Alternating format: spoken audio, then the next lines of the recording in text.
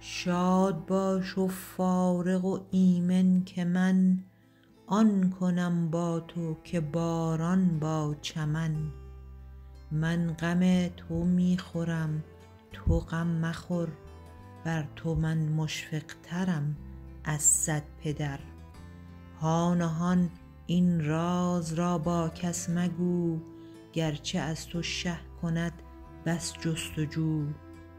خانه اسرار تو چون دل شود، آن مرادت زودتر حاصل شود.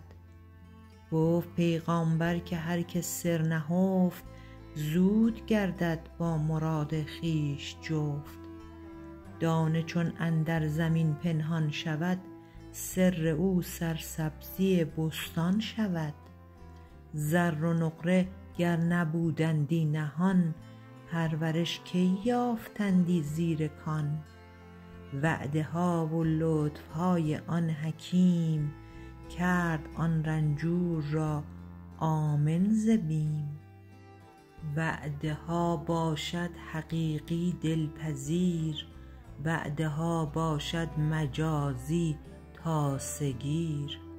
وعده اهل کرم گنج روان، وعده نااهل شد رنج روان.